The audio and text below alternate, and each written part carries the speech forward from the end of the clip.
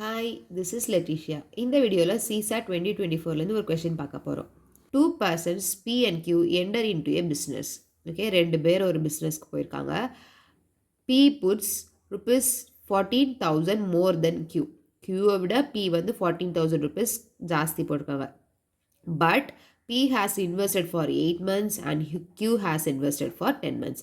P வந்து 8 monthsக்கு தான் invest பண்ணியிருக்காங்க, ஆனால் Q வந்து 10 monthsக்கு பண்ணியிருக்காங்க. P's share is rupees 400 more than Q's share out of the total profit of rupees 2,000. What is the capital contributed by P?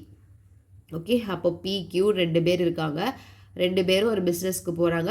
P வந்து எவ்வளவு invest பண்ணுறாங்க? 14,000 மோர் தென் Q. இப்போ நமக்கு Pயோட இன்வெஸ்ட்மெண்ட்டும் தெரியாது, Qவோடதும் தெரியாது.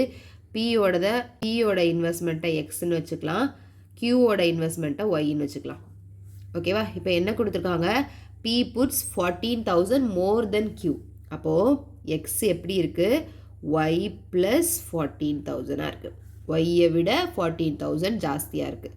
ஓகே, P வந்து எவ்வளோ மந்த்ஸ் இன்வெஸ்ட் பண்ணுறாங்க? 8 months. Q எவ்வளோ மந்த்ஸ் இன்வெஸ்ட் பண்ணுறாங்க? 10 months. அப்போது ஒவ்வொரு மாதமும் ரேஷியோ என்னாகும்? அதுக்கு தகுந்த மாதிரி தான் கூடும். கரெக்டாக?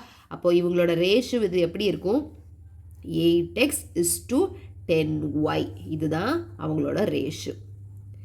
இவங்களுக்கு எக்ஸ் டைம்ஸ் கூடிட்டே இருக்கும், இவங்களுக்கு ஒய் டைம்ஸ் கூடிட்டே இருக்கும். ஓகே, அப்புறம் என்ன கொடுத்துருக்காங்க? டோட்டல் ப்ராஃபிட் கொடுத்துருக்காங்க. 2 பேரோட ப்ராஃபிட்டும் சேர்த்தா எவ்வளோ ப்ராஃபிட்டா? 2,000. ஓகே, ஆனால் if P share is 400 more then Q share out of the total profit 2,000. இந்த 2,000 ருபீஸில் பியோட ப்ராஃபிட் வந்து கியூவோட ப்ராஃபிட்டை விட 400 ருபீஸ் ஜாஸ்தி இருக்குது. இப்போ நமக்கு ப்ராஃபிட்டுக்கு வந்து PQன்னு எடுத்துக்கலாம். சரியா? Small p small q. Okay, இது 2 நம்பர் எடுக்கணும்னு தேவை வராது. ஏன்னா பியோட ப்ராஃபிட் எப்படி இருக்குது? கியூவோட ப்ராஃபிட்டை விட 400 ருபீஸ் ஜாஸ்தி இருக்குது. இப்போ பியோட ப்ராஃபிட் எப்படி இருக்கும்? Q ப்ளஸ் 4ஆக இருக்கும். Q ப்ளஸ் 400 கியூவோட ப்ராஃபிட்டை விட. இது கியூவே ஆட் பண்ணால் 2 பேரோட ப்ராஃபிட் எவ்வளோ இருக்குது? 2,000 இருக்குது. ஓகேவா? இந்த ஸ்டெப் கிளியர் தானே? Q ப்ளஸ் 400 Pயோடது, அப்புறம் Qவோடது 2,000. அப்போ இது என்ன ஆகிடும்? 2Q plus 400 is equal to 2,000. 2Q is equal to 1,600. இதிலிருந்து Qவோட வேல்யூ என்ன? 800. அப்போது 800. அப்போ Qவோட ப்ராஃபிட் 800னா பியோட ப்ராஃபிட் எவ்வளவு? 1,200. கிளியர் தானே? இவங்களை விட இவங்களுக்கு 400 ஜாஸ்தியாக இருக்குது. ஓகேவா? இப்போ பியோட ப்ராஃபிட் கண்டுபிடிச்சிட்டோம், கியூவோட ப்ராஃபிட் கண்டுபிடிச்சிட்டோம். இப்போ இவங்களோட 2 பேரோட ரேஷியோ கண்டுபிடிச்சிடலாமா? ப்ராஃபிட்டோட ratio P is to Q. பிக்கு எவ்வளவு? 1,200 இஸ் டு 800.